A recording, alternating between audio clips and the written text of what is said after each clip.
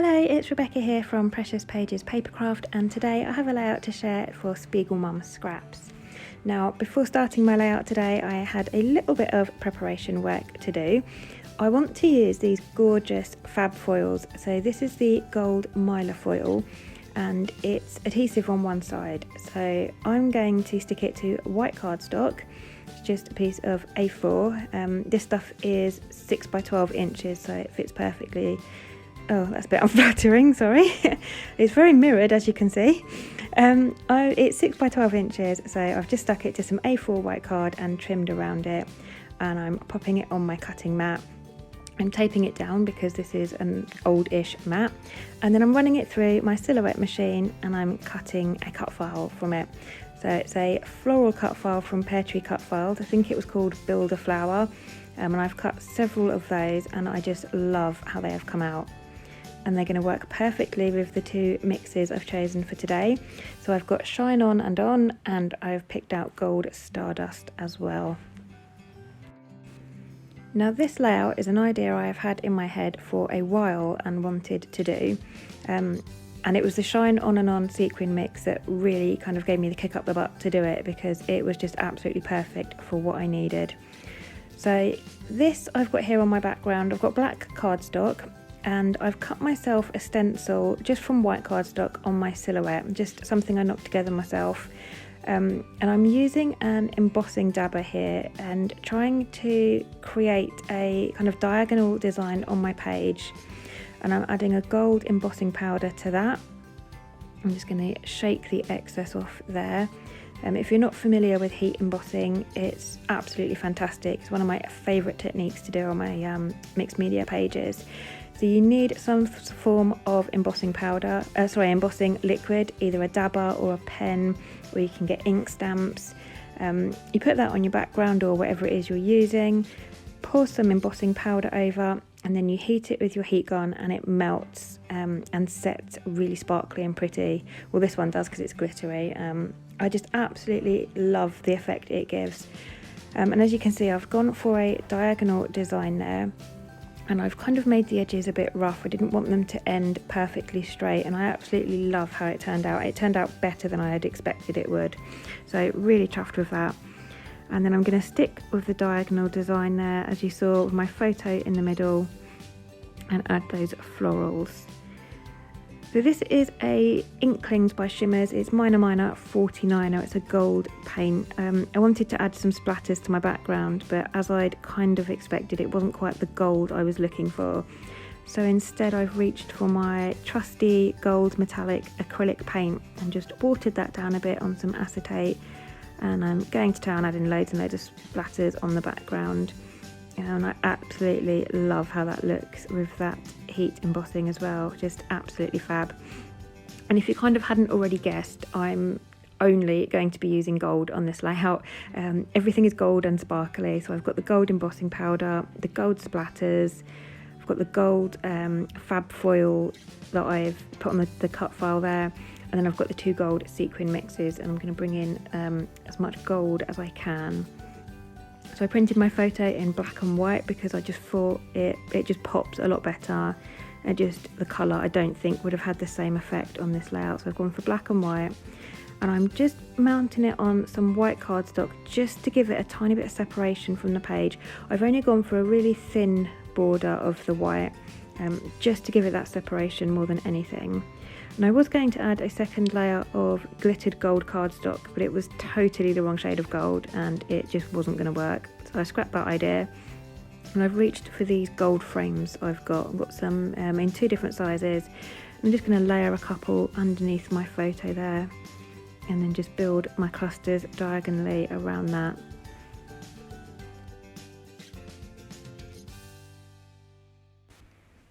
So I'm liking how this is looking so far. The idea in my head is translating really well to paper, which is always a nice feeling because it doesn't always happen. But I've decided I want to bring in some fabric as well. I've got this lovely sparkly gold kind of netted fabric that I found in a kind of a floristry shop when I was on holiday a couple of years ago. So I bought it in loads of different colours. And thankfully where I went and got it, my parents now live, so if I ever need more I can just kind of give my parents a call, which is handy. So I stuck those frames down with glossy accents just to make sure they hold. I wasn't sure if PVA glue would hold that well over the heat embossing, so glossy accents is always my go-to for mixed media backgrounds because it's like super glue, everything sticks to it.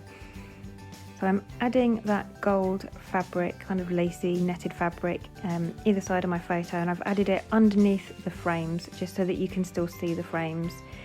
And then obviously because they are quite dimensional, I need to have my photo raised up on foam in some areas underneath it. So I'm using the Big Mama foam tape roll because it's perfect for things like this. It is super, super sticky. So I know that that photo is going to stick to that really well and not go anywhere. So, and it's sticky on both sides, which I love. So you just stick it down and peel the backing off, and then I'm going to place my photo on top of that.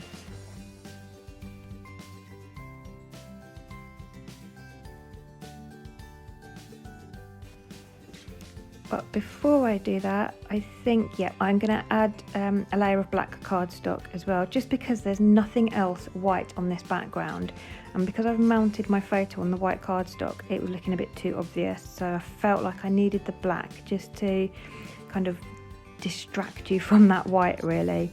So I've added a layer of black and then stuck my photo down on the tape. And then I'm just fiddling about with my flowers and I'm going to get those stuck in place.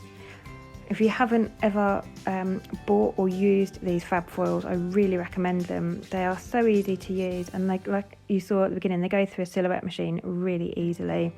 So I think they're on the website in silver and gold, so I've got both, so I'm yet to use the silver. In fact, I've used gold on both my layouts this month. I used them earlier in the month for my dragonfly bodies as well. It's absolutely fantastic stuff. So that's all my flowers stuck down with glossy accents. And now, because I've covered up a lot of that heat embossing, I want to extend it a bit more just at the end of each kind of diagonal. So I'm just going to come back in with my dabber and my embossing powder and just extend those lines a little bit on the top and bottom sections.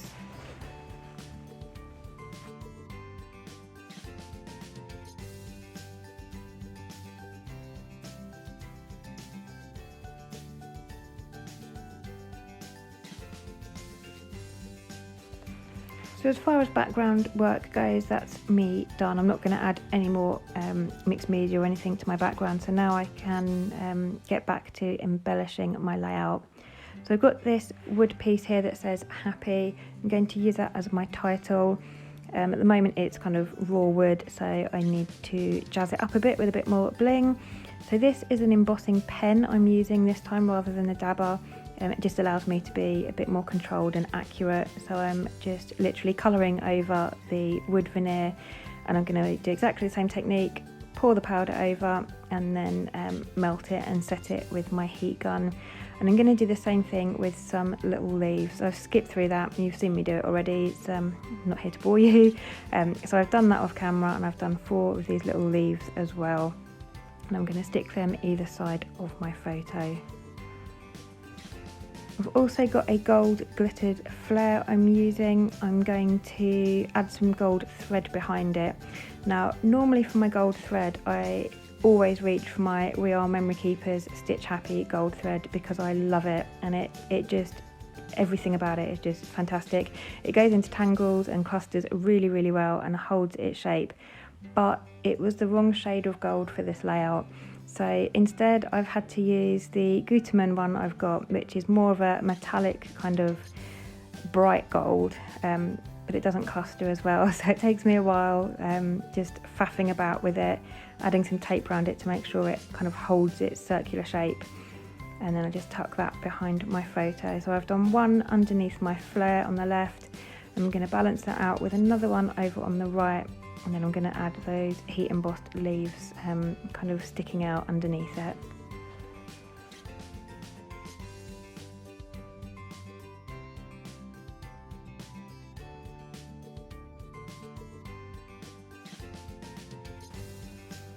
That's my title in place as well. I've just stuck that over my photo.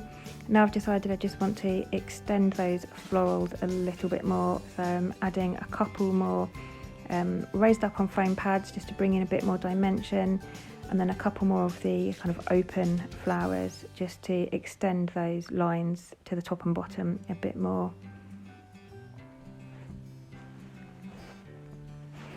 And then these are some pear tree pieces from Pear Tree Cut Files. I've got some gold glittered hearts. They're like felt hearts but glittered, and they were the perfect gold for this layout. So I'm going to add 4 of those on as well. They are the same kind of shade of gold as the gold sequins in Shine On and On. So they were perfect for this layout. So that's the bulk of my layout done. I can now get on to the fun part of adding even more sparkle and bling. So this is the Shine On and On mix. It's gorgeous. It's got different sequins in it. It's got large circles, small stars, big stars. It's got everything, and they're all kind of slightly different shades of gold. Some of them are iridescent, so you'll see in the light. Some of them shine almost a bit green, and they're absolutely stunning. So I have literally poured that mix into a bowl and just pinched handfuls and just sprinkled them all around my layout. And now I'm going around with my glossy accents and a paper piercing tool, getting them all stuck in place, which, as you can imagine, took quite some time. So I will skip through most of this because it is very repetitive, but it is just me sticking all those gorgeous sequins in place. And then once all of those are stuck down, I'm going to do the same thing or similar thing with the Gold Stardust mix.